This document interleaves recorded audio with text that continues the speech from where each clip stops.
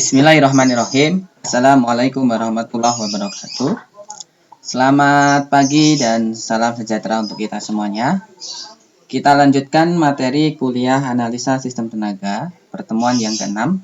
Kita akan membahas terkait dengan studi aliran daya atau dikenal dengan power flow analysis, ya, power flow analysis. Power flow analysis. Nah, kenapa mata kuliah ini penting untuk kita diskusikan, ya, atau materi ini penting untuk kita diskusikan? Kita tahu bahwa dalam analisis rangkaian listrik, ya, pada umumnya sumber dinyatakan sebagai sumber tegangan yang ideal, atau juga bisa dikatakan sumber arus yang ideal. Dan beban dinyatakan sebagai impedansi, ya. Beban dinyatakan sebagai impedansi. Nah,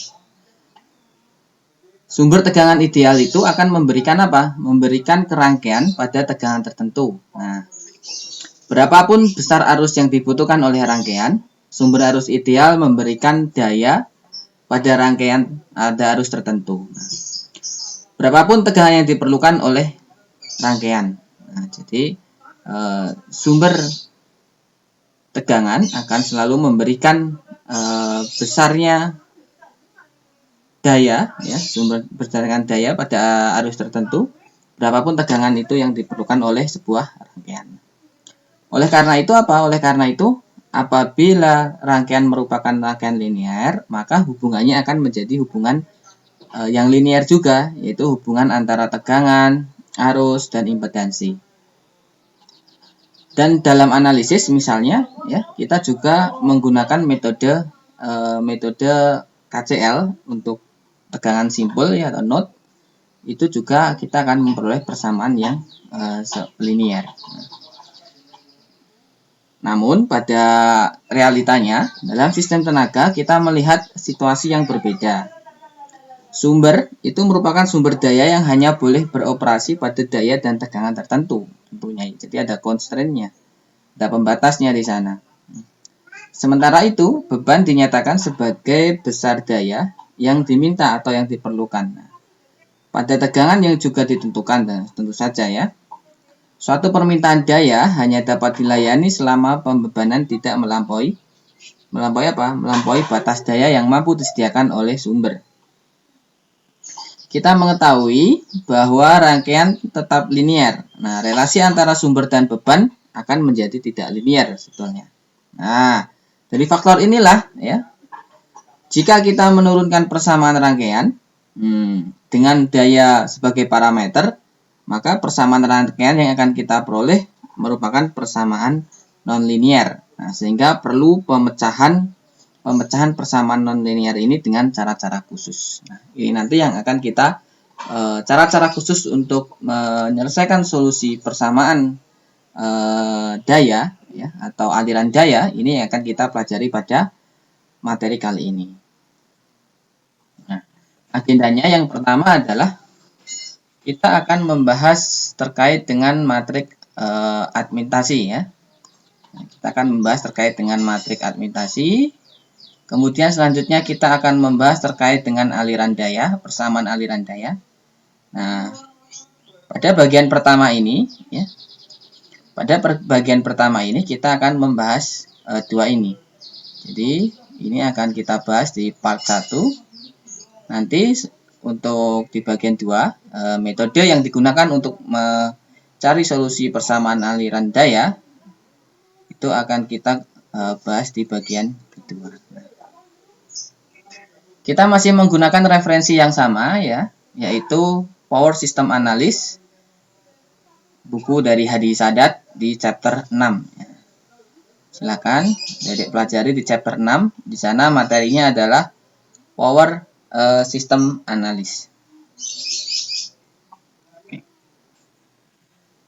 Kita masuk ke pendahuluan, ya, pendahuluan. Kita tahu bahwa studi aliran daya itu merupakan penentuan atau perhitungan dari tegangan, ya. Jadi kita menentukan perhitungan dari tegangan, kemudian arus, ya, kemudian daya, dan juga power factor yang terdapat pada berbagai simpul. Nah, simpul di sini kata kuncinya adalah nanti kita akan gunakan Kirchhoff current law ya pada node-node tertentu atau analisis noda atau pada simpul-simpul tertentu. Nah, dalam suatu jaringan listrik dalam keadaan operasi normal ya. Nah, hal ini penting untuk apa? Untuk perencanaan, kemudian untuk pengoperasian, dan juga untuk perawatan. Nah, pada saat perencanaan kita perlu menganalisis aliran daya, gitu ya. Kemudian ketika nanti juga terjadi penambahan pembangkit, kemudian penambahan beban, atau juga penambahan saluran transmisi. Nah, itu sangat penting sekali.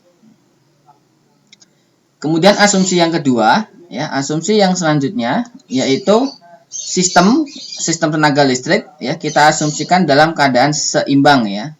Nah, kita asumsikan dalam keadaan seimbang. Ini penting ya. Jadi sebelum menganalisis kita mengasumsikan bahwa sistem tegangan listrik atau sistem tenaga listrik itu dalam keadaan seimbang. Dengan demikian kita dapat melakukan perhitungan dengan pendekatan model satu fasa ya. Jadi selalu kita dekati dengan perhitungan menggunakan model satu fasa. Semua besaran dinyatakan dalam per unit. Nah, ini untuk memudahkan perhitungan secara manual ya atau perhitungan tangan secara manual. Sebetulnya ketika sudah kemajuan komputasi dengan menggunakan komputer, kompleksitas dari sebuah besaran itu sudah tidak begitu berpengaruh. Nah, namun untuk memudahkan analisis dengan manual atau perhitungan tangan, maka semua besaran dinyatakan dalam per unit. Nah, di mana di pertemuan-pertemuan sebelumnya sudah kita bahas representasi sistem dan juga bagaimana per unit sistem atau sistem per unit itu dan konversinya. Dengan demikian, berbagai tingkat tegangan dalam sistem sebagai akibat digunakan transformasi tidak menjadi persoalan. Ya kan? Kita tahu bahwa perbandingan di sisi primer dan sisi sekunder ketika kita sudah menggunakan per unit itu tidak akan menjadi permasalahan kembali. Gitu ya. Ini adalah disclaimer yang pertama. Kemudian yang kedua, ya, analisa sistem tenaga direpresentasikan oleh permodelan terhadap komponen-komponen. Nah, jadi di sini ada kata yaitu permodelan. Nah, sehingga adik-adik semua atau kita semua juga harus familiar terhadap simbol-simbol pada komponen-komponen sistem tenaga ya. Simbol terkait dengan generator ya. Nah, kemudian simbol trafo gitu ya. Kemudian simbol gardu induk ya. Kemudian transmisi, shunt kapasitor gitu ya. Kemudian induktor atau juga beban. Nah, simbol-simbol ini selain kita kemarin kenalkan di sistem satu garis ya atau sistem segaris, juga simbol-simbol ini sama ada di PUIL ya, ada di PUIL yang waktu awal-awal kuliah dulu sudah saya berikan untuk softwarenya. Nah, di PUIL 2011 ya. Nah, simbol-simbol itu. Kemudian sebelum melanjutkan, itu kita bisa mengetahui terkait dengan jenis bus ya. Jenis bus. Nah, bus itu apa sih? Nah, bus itu adalah bus bar ya, atau bus. Nah, di perlengkapan sistem tenaga kan juga sudah dikenalkan bus ya. Bahwa itu adalah simpul pertemuan pembawa tegangan ya. Nah, bus di sini ada 3 jenisnya. Yang pertama adalah bus generator. Nah, bus generator ya. Ini adalah bus generator ya. Bus generator. Oh, sorry.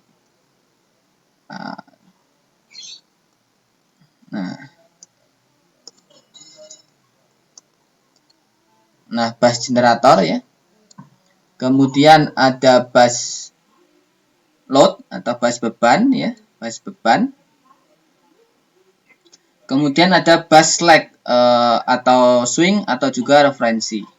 Nah, beban, bass lag atau juga bass referensi ya. Nah, pada bass generator, nah tipe generator ini juga disebut sebagai PV bus ya.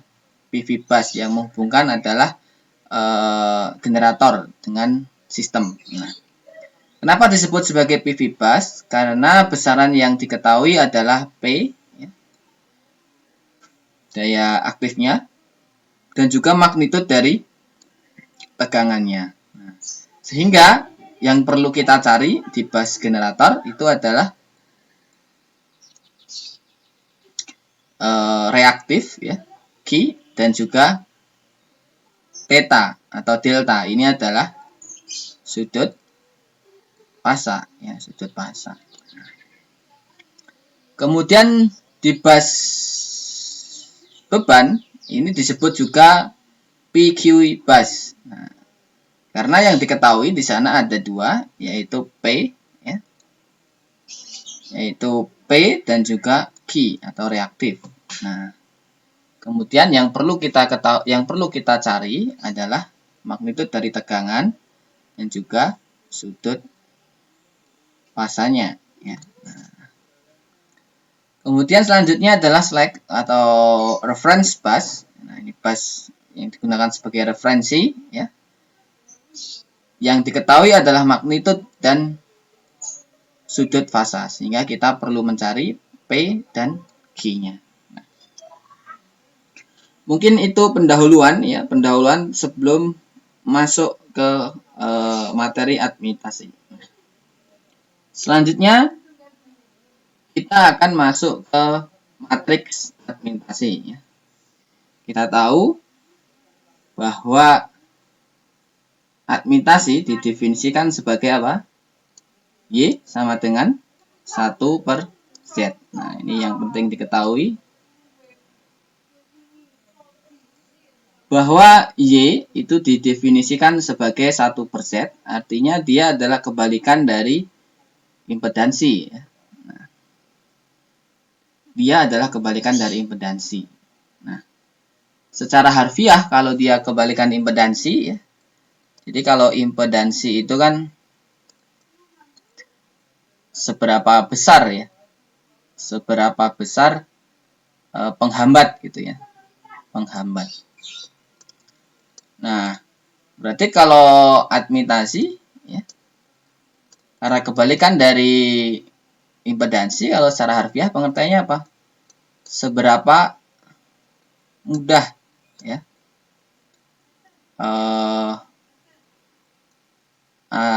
atau seberapa mudah menghantarkan, ya, menghantarkan. Nah, kalau impedansi adalah seberapa besar hambatannya, kalau admitasi adalah seberapa mudah menghantarkannya. Nah, di sini ada di bukunya Hadisada juga. Ya, misalkan kita mempunyai gambar sistem seperti ini. Ya. Di sini adalah G1, ya, generator 1. Kemudian misal di sini adalah generator kedua. Kemudian di sini adalah load-nya gitu ya, atau bebannya.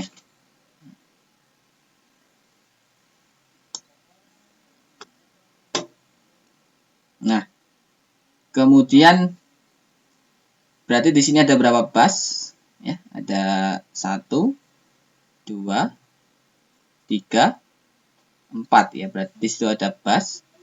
Di banyaknya bus itu sering disebut sebagai N, ya. Berapa banyak bus, ya. N di sini menggambarkan dia berapa banyak bus, ya. Sehingga dia biasa disebut sebagai N bus, ya.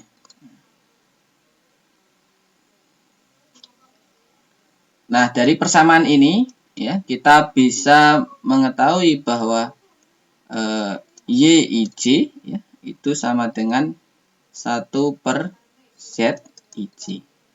Kenapa IJ, ya? IJ, ya, ini menjadi titik acuannya. Misal kalau di sini nanti ada Y12 gitu ya.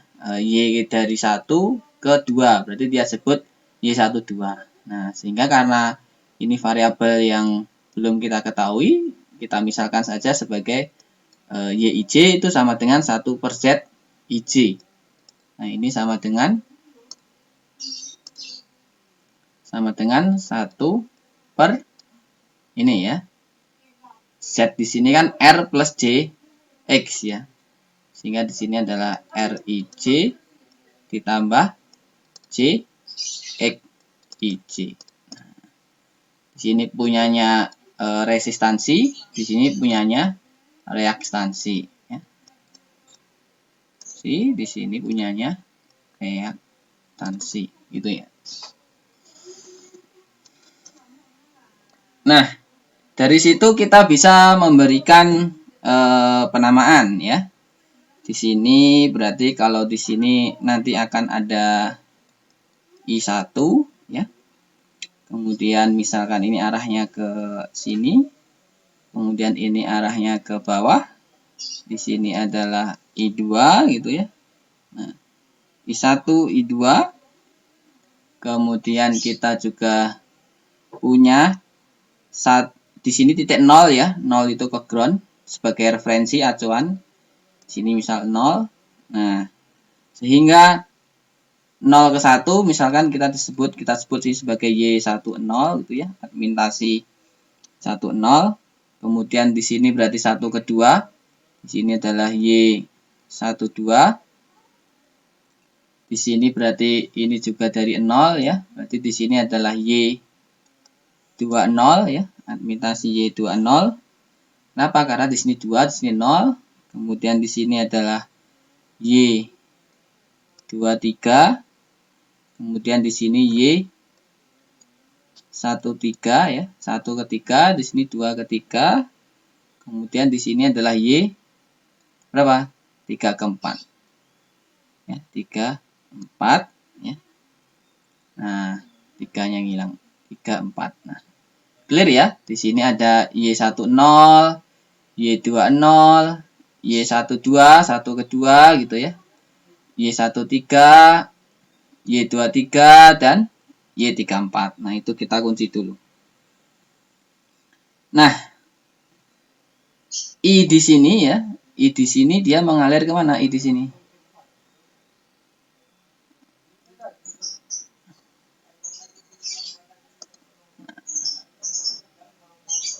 I di sini kan I1 ya. I1 dia mengalir ke bawah.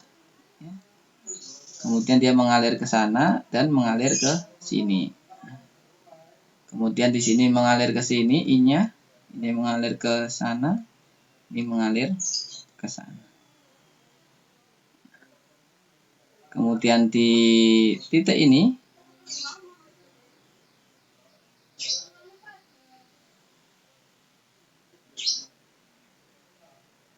dia I-nya karena dia tidak memiliki sumber tegangan ya.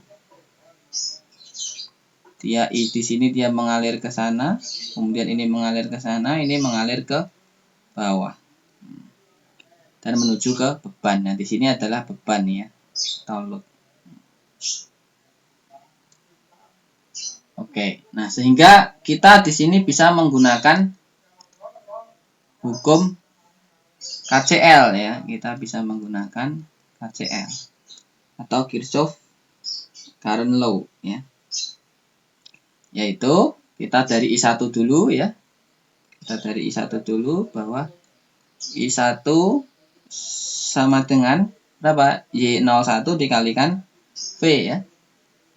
Kita pakai hukum Ohm biasa saja bahwa I di situ sama dengan Y dikalikan V. Nah, kenapa bisa muncul I Y kali V? Ya kan kita tahu kalau I itu kan V per Z.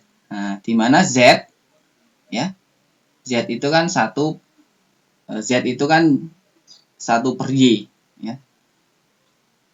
Atau V itu kan, atau ini kan ingin diganti apanya berarti di sini? Z-nya kan dihilangkan kan? Ya, Z-nya kan dihilangkan. Sehingga akan menjadi Y sama dengan I sama dengan Y dikalikan V. Nah, sehingga I1 sama dengan apa? I1. Y1 0 ya. Y1 0 dikalikan V1 ditambah Y1 kedua ya. Y1 2 dikalikan V1 minus V2. Kemudian ditambah yang 1 3 sekarang. 1 3 mana 1 3? 1 ketiga ya. Nah, 1 3 yaitu Y1 3 ditambah V1 min V3. Clear ya? Sini kan notnya di sini ya. Nah, notnya kan di sini.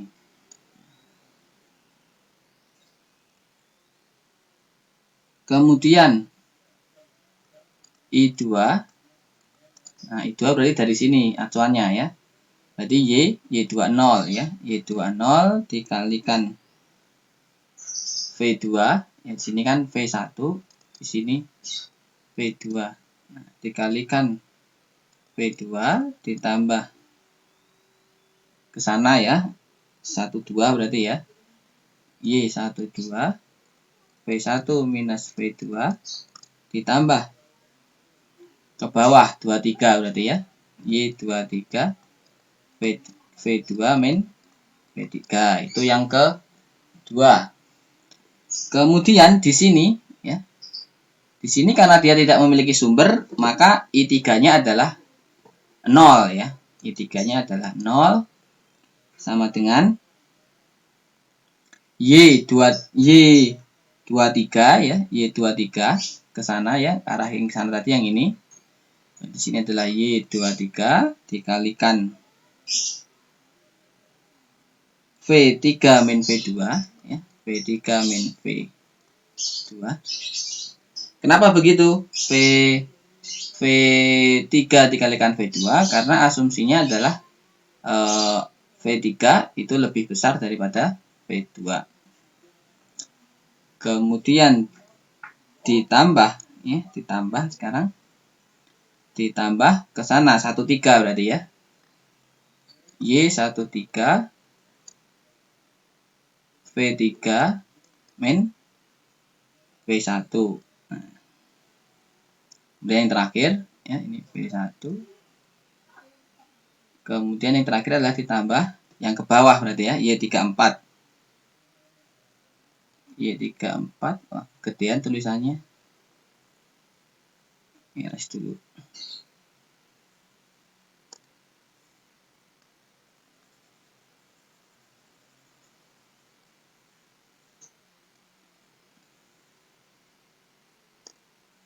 Nah, ini tadi ditambah berapa? Y13 dikalikan V3 min V1.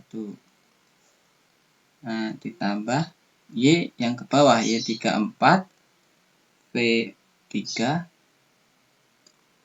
min V4. Nah, perhatikan nih ya. Jadi tidak selalu urut ya. 34 ini jadi 3 min 4. Artinya V3 itu lebih besar daripada V berapa? Lebih besar daripada V4. Nah, kenapa V3 lebih besar daripada V2? Ya karena V3 kan dia mendapatkan sumber dari V2 juga mendapatkan sumber dari V1. Nah, gitu loh ya. Kemudian di titik keempat di bus 4, nah karena dia tidak memiliki sumber generasi atau pembangkit, ya makanya I4-nya adalah 0 sama dengan berarti 34 ya. Kan dia arahnya cuma ke bawah. Ya, kemudian Y34 di V4 min V3.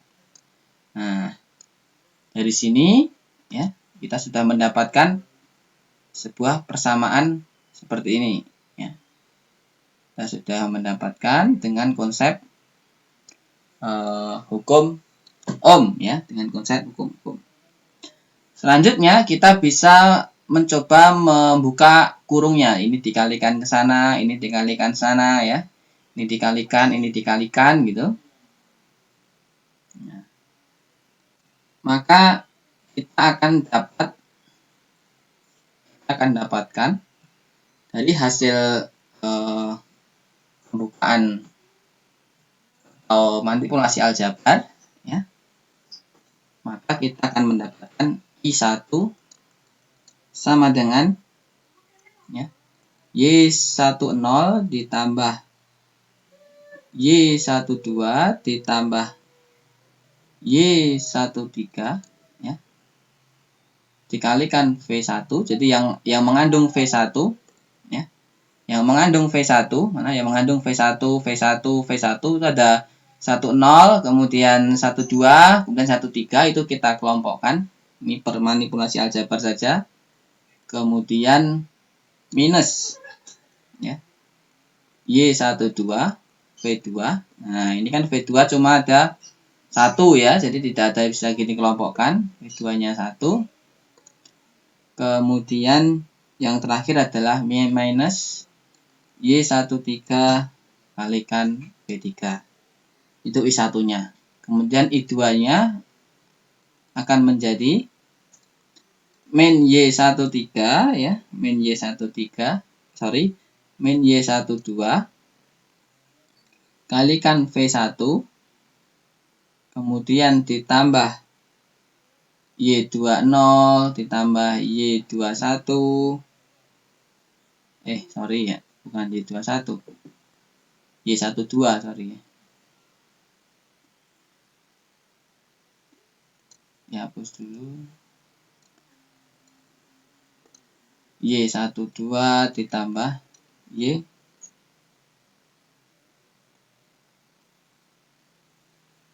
kok Y12. Nah, coba teliti dulu ya di atasnya. Y20, Y12, Y23. Oh ya, oke, benar ya. Jadi Y12 ditambah Y23 dikalikan V2 minus Y23 dikalikan V3. Nah, ini adalah I2-nya.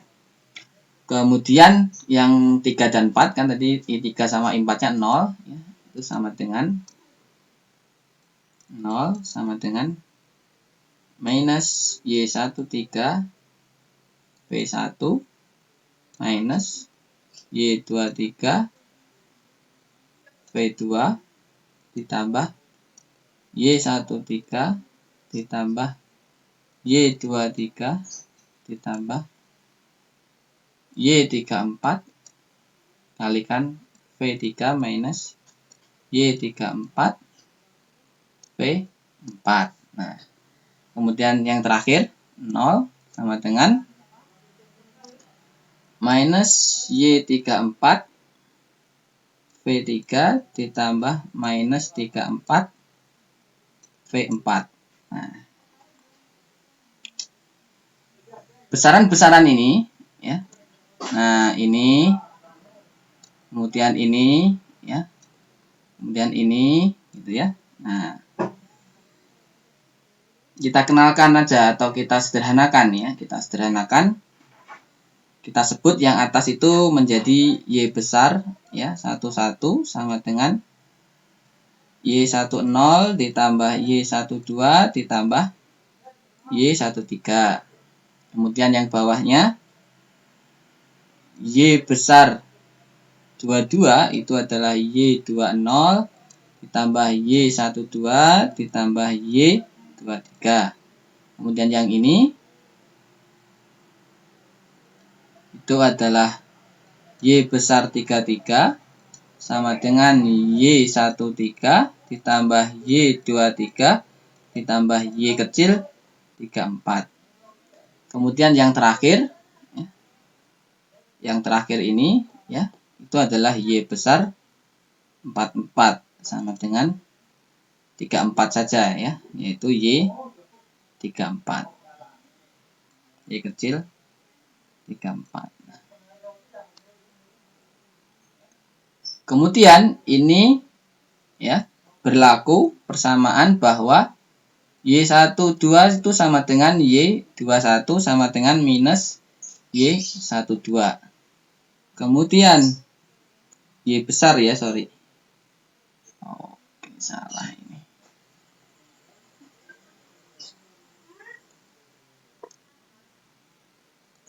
Y besar 12 sama dengan Y besar 21 sama dengan minus Y kecil 12. Y besar 13 ya. 12 ini 13 sama dengan Y besar 31 sama dengan minus Y kecil 13. Kemudian Y besar 23 itu sama dengan Y besar 32 sama dengan minus Y kecil 23. Kemudian Y besar 34 itu sama dengan Y besar 43 sama dengan minus Y kecil 34. Nah, sekarang sudah ketemu ya.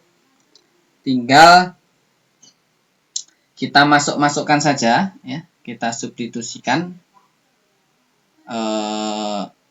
nilai ini ya, nilai yang bawah ini kita substitusikan saja nilai yang bawah ini ke atasnya. Nah, ke atasnya ya, kita substitusikan ke atasnya sehingga akan didapat ya,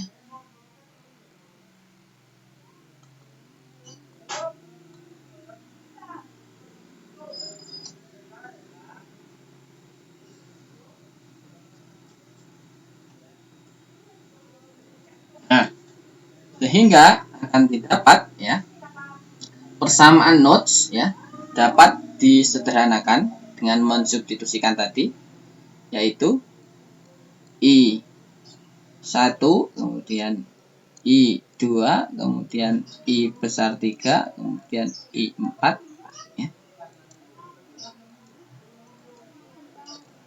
sama dengan ya, ini adalah Y besar 11 V1 ya, ditambah Y besar 12 V2 ditambah Y besar 13 V3 ditambah Y besar 14 V4. Y besar 14 V4 itu sebetulnya nilainya 0 ya, karena tidak terhubung antara generator 1 ke 4 secara langsung. Nah, ini kan tidak terhubung, ini generator 1 ke 4 tidak terhubung secara langsung, tapi melewati beberapa transmisi ya, atau line transmisi. Sebenarnya nilainya 0, cuma agar memudahkan dalam membentuk sebuah matriks, karena judulnya adalah matriks administrasi, kita tuliskan di situ Y144-nya. Kemudian I2 ya, itu adalah Y21 V1 ditambah Y22 V2 ditambah Y23 V3 ditambah Y24 V4. Kemudian I3-nya adalah Y31 V1 ditambah Y32 V2 ditambah Y33 V3 ditambah Y34 V4.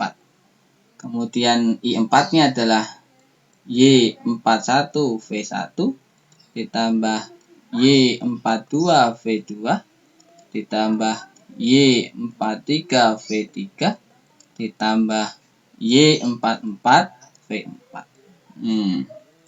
Pada persamaan ini di atas ini ya, tadi disebutkan karena tidak ada koneksi secara langsung, nilai 14 ya itu sama dengan 0 ya. Yang ini, yang nilai ini itu sebetulnya sama dengan 0. Cuma untuk memudahkan dalam penulisan matriksnya itu kita tuliskan.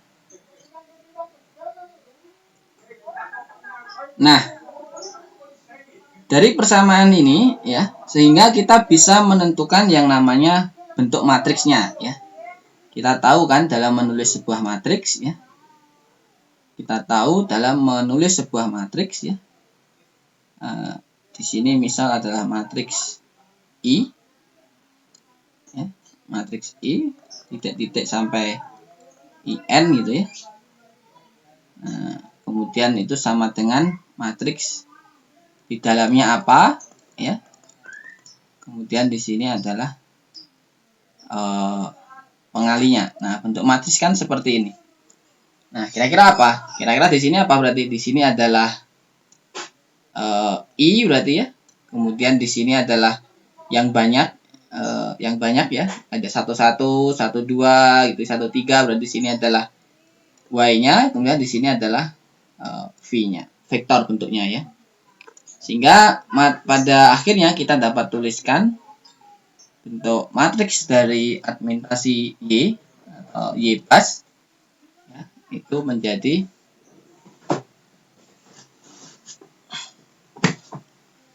menjadi ya bentuk persamaan matriks ya. Bentuk persamaan matriks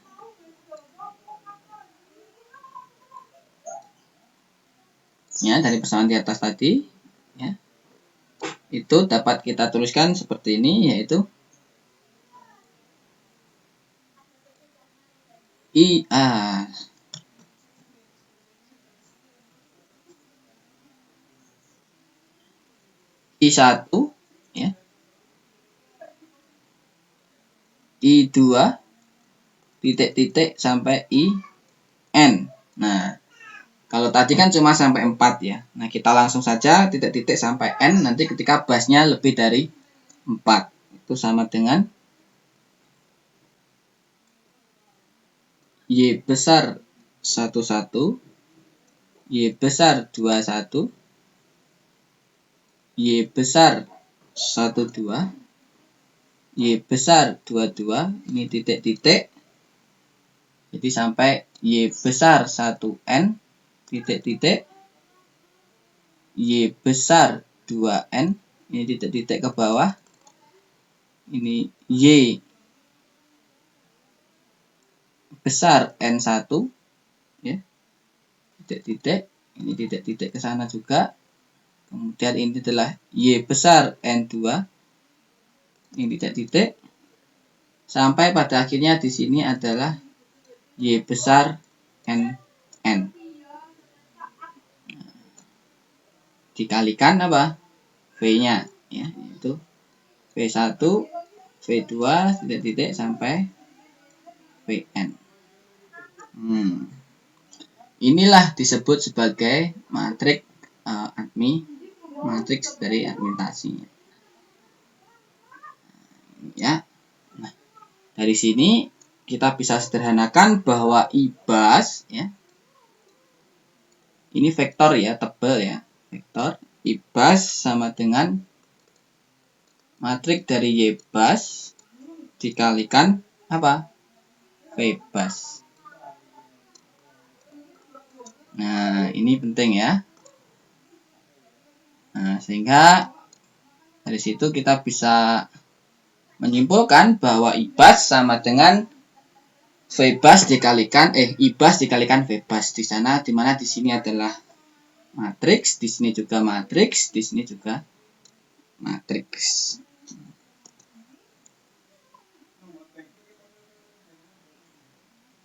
Sampai sini clear ya. Sehingga kalau ditanyakan VBAS ya, misal ditanyakan VBAS, maka jawabannya adalah YBAS inverse ya, dikalikan IBAS. Nah, kalau ditanyakan VBAS sama dengan YBAS inverse dikalikan IBAS. Kalau ditanyakan YBAS gimana? Ya sama dengan V bus inverse dikalikan I bus. Ini disebut sebagai matriks admintasi. Nah, clear ya terkait dengan matriks admintasi. Inilah yang akan kita gunakan nanti ke depan dalam menghitung sebuah persamaan aliran daya dengan metode-metode yang nanti juga akan kita bahas.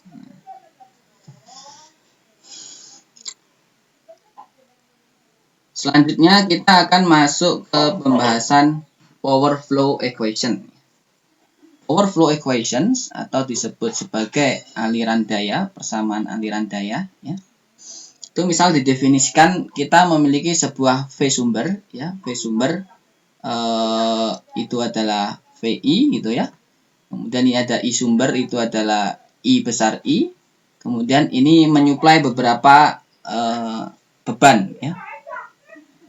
Menyuplai beberapa beban, berarti di sini adalah beban 1 ya. Kemudian beban 2, kemudian beban 3 ya. Beban 1, beban 2 dan beban 3.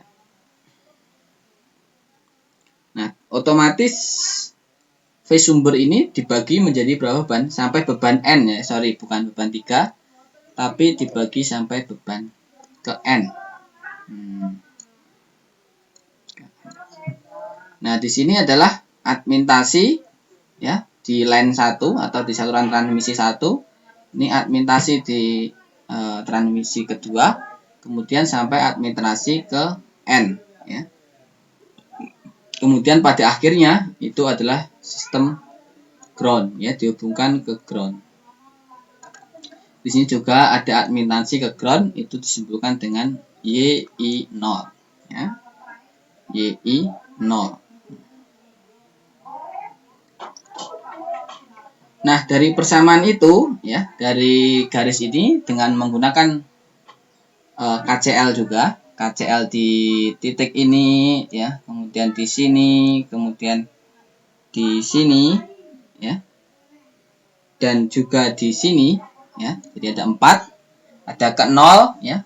Urutannya kita pilih ke 0 dulu aja ya.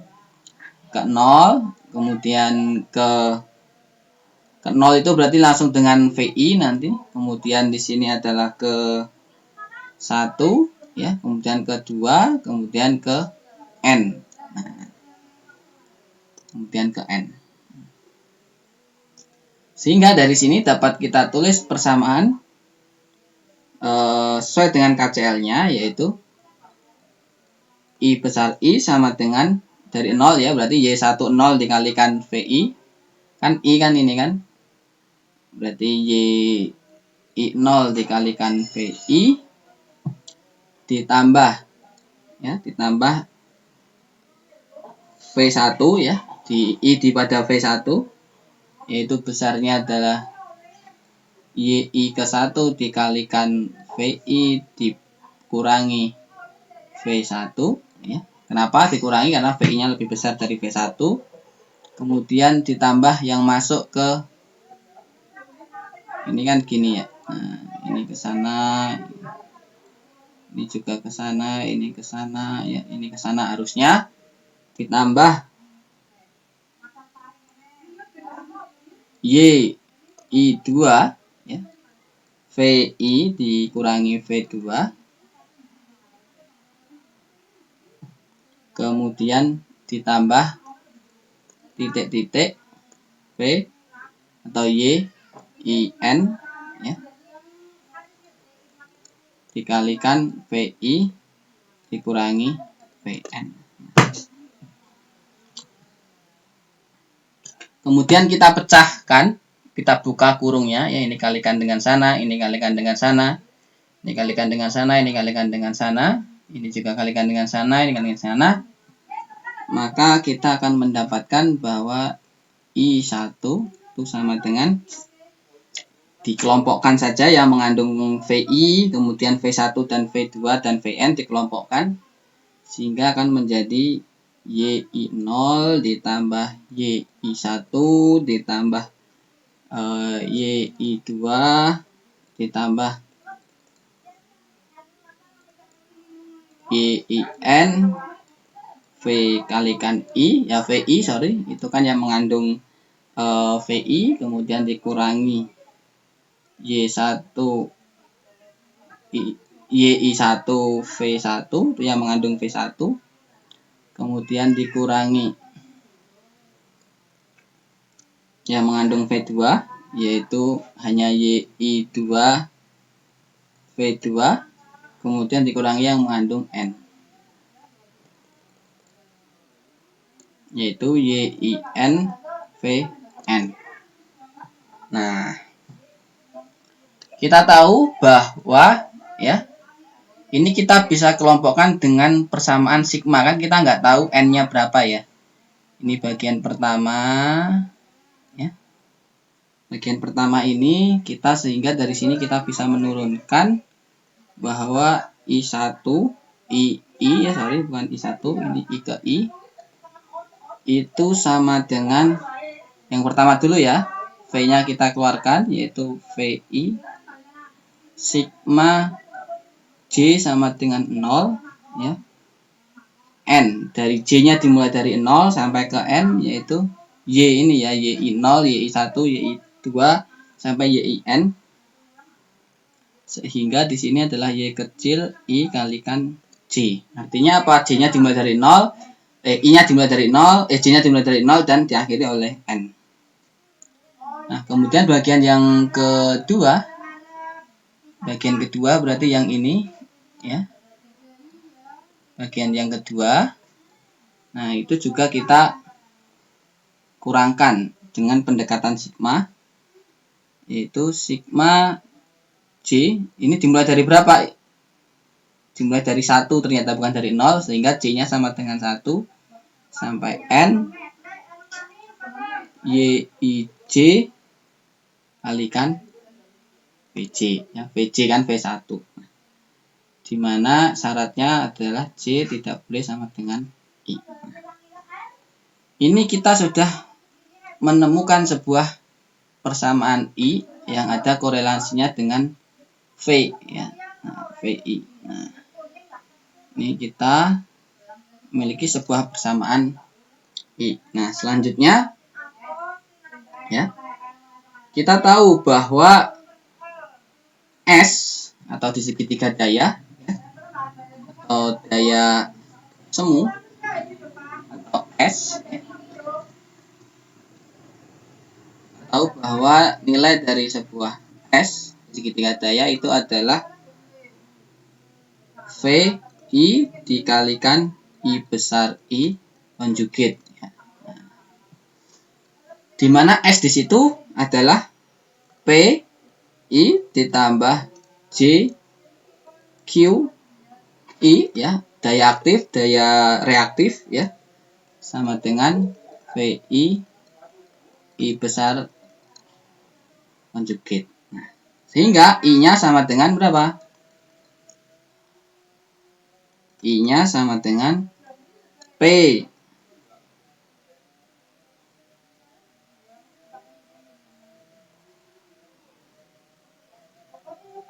I sama dengan P I plus J Q I dibagi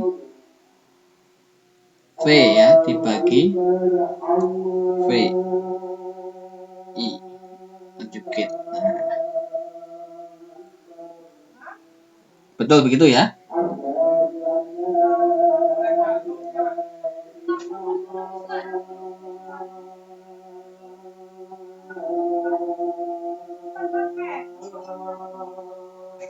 Nah, selanjutnya kita sudah tahu I-nya segitu. Nah, ini tinggal disubstitusikan dari yang atasnya tadi.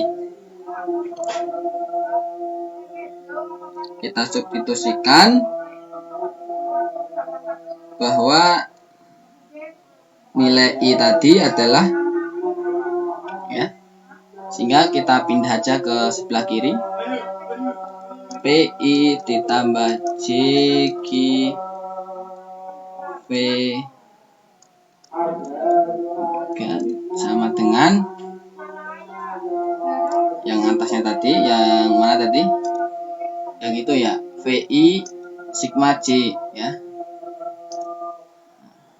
Yaitu VI sigma J sama dengan 0 sampai N ya, dari YI kalikan C minus sigma J sama dengan 1 sampai N YIJ kalikan V C. Nah, inilah menjadi persamaan. Nah, ini menjadi persamaan aliran daya ya. Ini menjadi persamaan aliran daya. Karena dia mengandung faktor yang namanya N ya, sehingga di sini dia memerlukan iterasi dalam pemecahannya. Jadi tidak bisa langsung diselesaikan ya. Dia harus diselesaikan dengan teknik iterasi. Nah, nanti di bagian selanjutnya oleh karena itu kita akan menyelesaikan iterasi ini dengan dua metode. Yang pertama adalah metode Gauss-Seidel. Kemudian yang kedua adalah metode Newton-Raphson. Nah, pada bagian pertama ini sudah kita sampai di sini dulu. Nanti di bagian kedua kita akan membahas dua metode ini dan contohnya, yaitu metode penyelesaian aliran daya terkait dengan Gauss-Seidel dan Newton-Raphson. Nah, di buku Hadis Sadat sudah ada contohnya terkait dengan bagaimana menyelesaikan persamaan untuk mencari Y admitasinya ya, atau admitasi dari Y matriks. Kemudian ini kita berikan tugas ya untuk exercise, yaitu pertama adalah ini untuk menentukan matriks admitasinya dari sebuah sistem sederhana seperti ini ya. Kemudian yang kedua adalah mencari Y-bus admitasi juga sama untuk gambar di bawah ini. Ya, berarti ini nomor 1, tugas nomor 1. Itu tugas nomor 2. Kemudian tugas nomor 3 dan nomor 4 saya ambilkan dari bukunya Hadis Sadat ya. Itu di problem 6.1 di chapter 6, kemudian problem 6.2. Nah, ini perintahnya sama, silahkan lihat di example 6.1 ya. Ini juga sama, example 6.1, sehingga dari dua problem ini mengacu pada example 6.1. Nah, khusus untuk problem 6.2 itu juga dikerjakan dengan menggunakan MATLAB Coleman ya. Dikerjakan dengan MATLAB Coleman. Baik, demikian mata kuliah pada siang hari ini. Jadi kita sudah bahas terkait dengan studi aliran daya, yaitu kita sudah membahas terkait dengan matriks admitasi dan juga persamaan aliran daya. Nanti pada bagian kedua ini kita bahas yaitu terkait dengan metode Gauss-Seidel dan juga Newton-Raphson. Kita ulangi lagi bahwa ini penting untuk dipelajari karena kita menentukan besaran arus, besaran tegangan, daya, power faktor gitu ya pada operasi normal. Yang penting untuk dilakukan sebagai bahan pertimbangan dalam perencanaan, pengoperasian dan juga perawatan dari sebuah sistem listrik tenaga. Terima kasih, selamat belajar. Jika ada hal yang ingin didiskusikan, diskusi di grup WhatsApp atau juga di kolom komentar. Selamat belajar dan semoga sukses selalu. Selamat siang. Assalamualaikum warahmatullahi wabarakatuh.